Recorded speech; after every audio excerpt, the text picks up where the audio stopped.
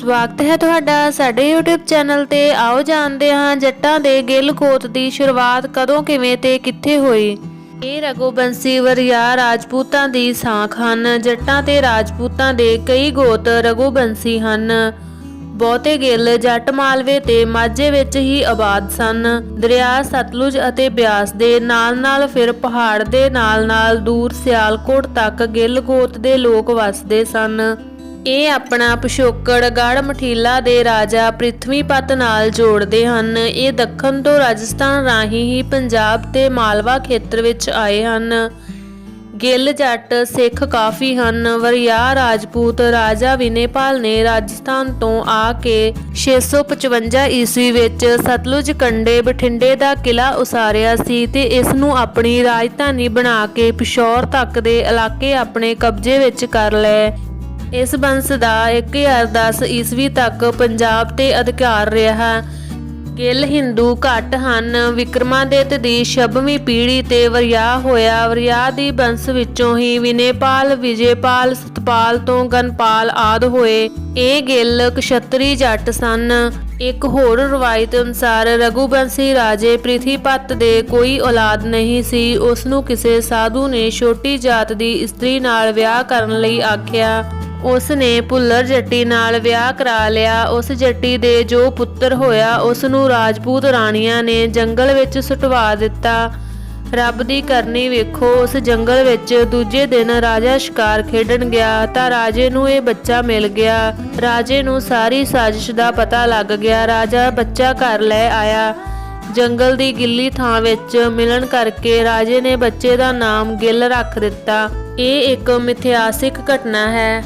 ਮਹਿਮੂਦ ਗਜਨਵੀ ਜਿਹੇ ਕੱਟੜ ਜ਼ਾਲਮ ਤੇ ਲੁਟੇਰੇ ਮੁਸਲਮਾਨ ਬਾਦਸ਼ਾਹ ਤੋਂ ਡਰ ਕੇ 1026-27 ਈਸਵੀ ਦੇ ਸਮੇਂ ਵੀ ਕਈ ਜੱਟ ਕਬੀਲੇ ਰੂਸ ਤੇ ਯੂਰਪ ਵਿੱਚ ਜਿਪਸੀਆਂ ਦੇ ਰੂਪ ਵਿੱਚ ਗਏ ਸਨ। ਯੂਰਪੀਅਨ ਦੇਸ਼ਾਂ ਵਿੱਚ ਵੀ ਮਾਨ, ਢਿੱਲੋਂ, ਗਿੱਲ ਆਦਿ ਗੋਤਾਂ ਦੇ ਗੋਰੇ ਮਿਲਦੇ ਹਨ। ਮਾਲਵੇ ਵਿੱਚ ਇੱਕ ਹੋਰ ਰਵਾਇਤ ਹੈ ਕਿ ਵਿਨੇਪਾਲ ਦੀ 9ਵੀਂ ਪੀੜ੍ਹੀ 'ਚ ਜੈਪਾਲ ਹੋਇਆ। ਜੈਪਾਲ ਨੇ ਜਾਦਵ ਬੰਸ ਦੀ ਕੁੜੀ ਨਾਲ ਵਿਆਹ ਕਰਵਾਇਆ। ਉਸ ਦੀ ਕੁੱਖੋਂ ਗਿੱਲਪਾਲ ਹੋਇਆ। ਰਾਜੇ ਦੇ ਵਜ਼ੀਰ ਰਤਨ ਲਾਲ ਨੇ ਰਾਜਪੂਤ ਰਾਣੀਆਂ ਨਾਲ ਮਿਲ ਕੇ ਗਿੱਲਪਾਲ ਨੂੰ ਮਾਰਨ ਦੀ ਸਕੀਮ ਬਣਾਈ। ਇਹ ਸਾਜ਼ਿਸ਼ ਪਕੜੀ ਗਈ ਤੇ ਰਤਨ ਲਾਲ ਡਰ ਕੇ ਬਗਦਾਦ ਭੱਜ ਗਿਆ। ਉਸ ਨੇ ਮੁਸਲਮਾਨ ਬਣ ਕੇ ਮੱਕੇ ਦਾ ਹੱਜ ਕੀਤਾ। ਇਸ ਮਗਰੋਂ ਇਸ ਦਾ ਨਾਮ ਹਾਜੀ ਰਤਨ ਪ੍ਰਸਿੱਧ ਹੋਇਆ। ਬਗਦਾਦ ਦੇ ਖਲੀਫੇ ਤੇ ਲੱਖੀ ਭੱਟੀ ਦੀ ਸਹਾਇਤਾ ਨਾਲ ਹਾਜੀ ਰਤਨ ਨੇ ਗਿੱਲਪਾਲ ਤੇ ਉਸ ਦੇ ਵਾਰਸਾਂ ਨੂੰ ਮੋਗੇ ਵੱਲ ਭਜਾ ਦਿੱਤਾ ਤੇ ਆਪ ਵੀ ਮਾਰਿਆ ਗਿਆ। ਗਿੱਲਪਾਲ ਦੇ 8 ਪੁੱਤਰਾਂ ਤੇ 3 ਭਰਾਵਾਂ ਦਾ ਬੰਸ ਬਹੁਤ ਵਧਿਆ ਫੁੱਲਿਆ। ਗਿੱਲ ਦੇ 8 ਪੁੱਤਰ ਸ਼ੇਰਗਿੱਲ, ਝੱਲੀ, ਬੱਦਣ, ਵੈਰਸੀ, ਨਾਗ, ਸਰਪ, ਲਦਾਈ ਤੇ ਸਿਪਰਾ ਸਨ। 3 ਭਰਾਵਾਂ ਦੀ ਔਲਾਦ ਨੂੰ ਝੋਰੜ ਗਿੱਲ ਕਹਿੰਦੇ ਹਨ। ਗਿੱਲ ਦੇ 3 ਪੁੱਤਰਾਂ ਦੀ ਬੰਸ ਮਾਲਵੇ ਦੇ ਉੱਤਰ ਵੱਲ ਫਰੀਦਕੋਟ, ਬਠਿੰਡਾ, ਮੋਗਾ ਤੇ ਫਿਰੋਜ਼ਪੁਰ ਦੇ ਖੇਤਰਾਂ ਵਿੱਚ ਵਸੀ। ਵੈਰਸੀਆਂ ਦਾ ਮੁੱਢਲਾ ਪਿੰਡ ਘੱਲ ਕਲਾਂ ਸੀ। ਇਸ ਬੰਸ ਦੇ ਹੋਰ ਪ੍ਰਸਿੱਧ ਪਿੰਡ ਸਿੰਘਾਵਾਲਾ, ਬੁੱਕਣਵਾਲਾ, ਫਿਰੋਜ਼ਸ਼ਾਹ, ਚੜੇਕ, ਫੂਲੇਵਾਲਾ ਤੇ ਰਣੀਆਂ ਆਦਿ ਸਨ। ਬੱਦਣ ਗਿੱਲਾਂ ਦਾ ਮੁੱਢਲਾ ਪਿੰਡ ਬਦਨੀ ਸੀ। ਬੱਦਣ ਬੰਸ ਵਿੱਚੋਂ ਚਗਾਵਾਂ ਪਿੰਡ ਵਿੱਚ ਮੋਗਾ ਤੇ ਉਸਦੇ ਚਾਚੇ ਰਹਿਣ ਲੱਗੇ। ਕਿਸੇ ਸਾਧੂ ਦੇ ਕਹਿਣ ਤੇ ਮੋਗੇ ਦੇ ਨਾਮ ਉੱਪਰ ਮੋਗੇ ਦੇ ਚਾਚਿਆਂ ਨੇ ਜੰਡ ਵਾਲੇ ਥੇ ਉੱਪਰ ਨਵਾਂ ਪਿੰਡ ਮੋਗਾ ਬੰਨਿਆ। ਸਾਧੂ ਦੇ ਵਾਰ ਕਾਰਨ ਮੋਗੇ ਦੇ ਭਾਈਚਾਰੇ ਦੇ ਗਿੱਲ 42 ਪਿੰਡਾਂ ਵਿੱਚ ਫੈਲ ਗਏ। ਲੋਕਾਂ ਨੇ ਮੋਗਾ 42 ਕਹਾਵਤ ਬਣਾ ਲਈ। ਮੋਗੇ ਦੇ ਸਹੁਰੇ ਬਾਰੇ ਸਰਾਂ ਦੀ ਮੁਗਲ ਦਰਬਾਰ ਵਿੱਚ ਚੜ੍ਹਤ ਸੀ। ਇਸ ਕਾਰਨ ਮੋਗੇ ਤੇ ਉਸ ਦੇ ਭਾਈਚਾਰੇ ਦੀ ਇਹਨਾਂ 42 ਪਿੰਡਾਂ ਵਿੱਚ ਚੌਧਰ ਰਹੀ।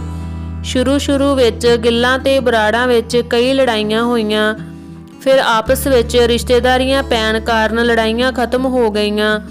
ਲੜਾਈ ਦਾ ਕਾਰਨ ਜ਼ਮੀਨ ਹੀ ਸੀ। ਸੰਗਰ ਕੇ ਬਰਾੜਾਂ ਨੇ ਹੀ ਮੋਗਾ ਗਿੱਲ ਮਾਰਿਆ ਸੀ। ਮੋਗਾ ਦੇਵੀ ਦਾ ਉਪਾਸ਼ਕ ਸੀ। ਗੁਰੂ ਹਰਗੋਬਿੰਦ ਜੀ ਦੇ ਸਮੇਂ ਬਹੁਤੇ ਗਿੱਲਾਂ ਨੇ ਸਿੱਖੀ ਧਾਰਨ ਕੀਤੀ। ਮਹਾਰਾਜ ਦੀ ਲੜਾਈ ਵਿੱਚ 6ਵੇਂ ਗੁਰੂ ਨਾਲ ਗਿੱਲ ਵੀ ਸਨ। ਸ਼ੇਰਗਿੱਲ ਦੀ ਬਹੁਤੀ ਬੰਸ ਮੋਗੇ ਤੋਂ ਉੱਤਰ ਪੱਛਮ ਵੱਲ ਜੀਰਾ ਖੇਤਰ ਵਿੱਚ ਆਬਾਦ ਹੋਈ। ਨਿਸ਼ਾਨ ਵਾਲੀ ਮਿਸਲ ਦੇ ਮੁਖੀਏ ਸੁੱਖਾ ਸਿੰਘ ਤੇ ਮਿਹਰ ਸਿੰਘ ਸ਼ੇਰਗਿੱਲ ਸਨ।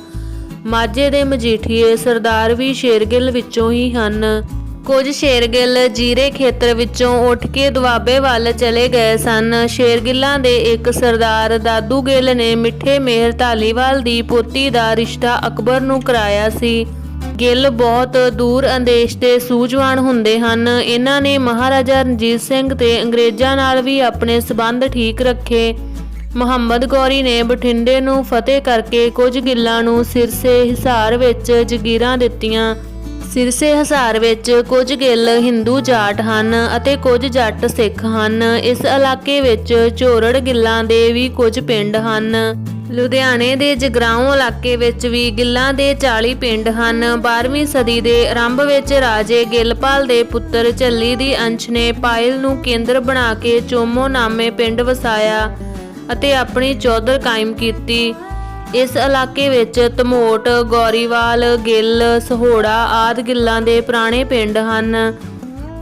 ਮਜੀਠੇ ਵਾਲੇ ਸ਼ੇਰਗਿੱਲ ਗੁਰੂ ਹਰਗੋਬਿੰਦ ਸਾਹਿਬ ਜੀ ਦੇ ਪੱਕੇ ਸ਼ਰਧਾਲੂ ਤੇ ਸੇਵਕ ਸਨ। ਇਹ ਭਾਈ ਖੁਸ਼ਹਾਲੀ ਦੇ ਅੰਸ਼ ਹਨ। ਮਾਝੇ ਦੇ ਪ੍ਰਸਿੱਧ ਪਿੰਡ ਜਗਦੇਉ ਕਲਾ ਵਿੱਚ ਵੀ ਗਿੱਲ ਦੇ ਧਾਲੀਵਾਲ ਆਬਾਦ ਹਨ। ਸਿਪਰਾ ਗੋਤ ਦੇ ਗਿੱਲ ਬਹੁਤੇ ਝੰਗ ਵੱਲ ਚਲੇ ਗਏ ਸਨ। ਇਹ ਬਹੁਤੇ ਮੁਸਲਮਾਨ ਹੀ ਬਣ ਗਏ। ਕਾਬਲ ਵਿੱਚ ਗਿੱਲ ਮੁਸਲਮਾਨ ਹਨ। ਸਾਦਲਬਾਰ ਵਿੱਚ ਗਿੱਲਾਂ ਦਾ ਕੇਵਲ ਇੱਕ ਪਿੰਡ ਕੱਕੜ ਗਿੱਲ ਹੀ ਪ੍ਰਸਿੱਧ ਸੀ। ਪੰਜਾਬ ਵਿੱਚ ਗਿੱਲ ਨਾਮ ਦੇ ਗਿੱਲ ਜੱਟਾਂ ਦੇ ਕਈ ਵੱਡੇ ਪਿੰਡ ਹਨ। ਗਿੱਲ ਮੁਸਲਮਾਨ ਬਹੁਤ ਹਨ। ਮੋਦ ਗਿੱਲ ਗੋਤ ਦੇ ਲੋਕ ਜੱਟ ਨਹੀਂ ਹੁੰਦੇ, ਇਹ ਬ੍ਰਾਹਮਣ ਹੁੰਦੇ ਹਨ। ਇਹ ਮੋਦ ਗਲਿਆਣ ਰਿਸ਼ੀ ਦੀ ਵੰਸ਼ ਵਿੱਚੋਂ ਹਨ। ਇਹ ਰਿਸ਼ੀ ਮਹਾਤਮਾ ਬੁੱਧ ਦੇ ਸਮੇਂ ਹੋਇਆ ਸੀ। ਪੱਛਮੀ ਪੰਜਾਬ ਵਿੱਚ ਬਹੁਤੇ ਗਿੱਲ ਮੁਸਲਮਾਨ ਬਣ ਗਏ ਸਨ। ਇਹ ਝੰਗ, ਮਿੰਟਗੁਮਰੀ ਤੇ ਸ਼ਾਹਪੁਰ ਆਦਿ ਜ਼ਿਲ੍ਹਿਆਂ ਵਿੱਚ ਆਬਾਦ ਸਨ। ਸ਼ਾਹੀ ਗੋਤ ਦੇ ਜੱਟ ਵੀ ਗਿੱਲਾਂ ਦੇ ਭਾਈਚਾਰੇ ਵਿੱਚੋਂ ਹਨ। ਕੁਝ ਗਿੱਲ ਜੱਟ ਗੁਰੂ ਨਾਨਕ ਦੇਵ ਜੀ ਦੇ ਸਮੇਂ 1505 ਈਸਵੀ ਤੋਂ ਹੀ ਅਸਾਮ ਵਿੱਚ ਵਸ ਰਹੇ ਹਨ। ਇਹ ਸਾਰੇ ਸਿੱਖ ਹਨ। ਮਹਾਰਾਸ਼ਟਰ ਦੇ ਗਾਡਗਿੱਲ ਬ੍ਰਾਹਮਣ ਵੀ ਗਿੱਲ ਜੱਟਾਂ ਵਿੱਚੋਂ ਹੀ ਹਨ। ਗਿੱਲ ਆਪਣੇ ਵਡੇਰੇ ਰਾਜਾ ਪੀਰ ਦੇ ਚੇਤ ਚੌਦਸ ਨੂੰ ਮੋਗੇ ਦੇ ਇਲਾਕੇ ਵਿੱਚ ਰਾਜਿਆਣਾ ਮੱਠ ਤੇ ਮੰਨਤ ਕਰਦੇ ਹਨ ਅਤੇ ਇੱਥੇ ਮੇਲਾ ਵੀ ਲੱਗਦਾ ਹੈ। ਮੋਗੇ ਖੇਤਰ ਦੇ ਸਾਰੇ ਗਿੱਲ ਬਠਿੰਡੇ ਦੇ ਬਿਨੇਪਾਲ ਦੀ ਵੰਸ਼ ਵਿੱਚ ਹਨ, ਜੋ ਕਨੌਜ ਦੇ ਰਾਜੇ ਰਠੌਰ ਦੀ 11ਵੀਂ ਪੀੜ੍ਹੀ ਵਿੱਚੋਂ ਸੀ। ਸੰਗਰੂਰ ਤੇ ਰਿਆਸਤ ਜੀਂਦ ਦੇ ਗਿੱਲ ਆਪਣੇ ਜਠੇਰੇ ਸੂਰਤਰਾਮ ਦੀ ਪਟਿਆਲੇ ਦੇ ਖੇਤਰ ਬਾਜੇ ਵਾਲੇ ਪੂਜਾ ਕਰਦੇ ਹਨ। ਫਿਰੋਜ਼ਪੁਰ ਦੇ ਖੇਤਰ ਵਿੱਚ ਕਾਫੀ ਗਿੱਲ ਸੱਖੀ ਸਰਵਰ ਦੇ ਸੇਵਕ ਸਨ। ਉਹ ਹਲਾਲ ਦਾ ਹੀ ਮੀਟ ਖਾਂਦੇ ਸਨ। ਵਿਆਹ ਸ਼ਾਦੀ ਵੇਲੇ ਜੰਡੀ ਵੱਢਣ ਤੇ ਛੱਪੜ ਤੋਂ ਮਿੱਟੀ ਕੱਢਣ ਆਦਿ ਦੀਆਂ ਰਸਮਾਂ ਵੀ ਕਰਦੇ ਸਨ। ਇਸ ਇਲਾਕੇ ਵਿੱਚ ਹੁਣ ਸਾਰੇ ਗਿੱਲ ਸਿੱਖ ਹਨ। ਸਿੱਖ ਹੁੰਦੇ ਹੋਏ ਵੀ ਅਜੇ ਵੀ ਕੋਈ ਘਰ ਸੱਖੀ ਸਰਵਰ ਮੀਏ ਨੂੰ ਮੰਨਦਾ ਹੈ। ਗਿੱਲ ਜਈ ਪਠਾਨ ਗਿੱਲ ਜੱਟਾਂ ਵਿੱਚੋਂ ਹਨ। ਮਜ਼੍ਹਬੀ ਸਿੱਖਾਂ ਅਤੇ ਤਰਖਾਣਾ ਆਦਿ ਜਾਤੀਆਂ ਵਿੱਚ ਵੀ ਗਿੱਲ ਗੋਤ ਦੇ ਲੋਕ ਕਾਫੀ ਹਨ। ਸਿਆਲਕੋਟ ਵੱਲ ਕੁਝ ਗਿੱਲ ਜੱਟ ਮੁਸਲਮਾਨ ਵੀ ਬਣ ਗਏ ਸਨ। ਹੁਣ ਗਿੱਲ ਸਾਰੇ ਪੰਜਾਬ ਵਿੱਚ ਹੀ ਫੈਲੇ ਹੋਏ ਹਨ। ਇਹ ਬਾਹਰਲੇ ਦੇਸ਼ਾਂ ਵਿੱਚ ਵੀ ਬਹੁਤ ਗਏ ਹਨ। ਸਿੱਧੂਆਂ ਅਤੇ ਸੰਧੂਆਂ ਤੋਂ ਮਗਰੋਂ ਇਹ ਜੱਟਾਂ ਦਾ ਤੀਜਾ ਵੱਡਾ ਗੋਤ ਹੈ।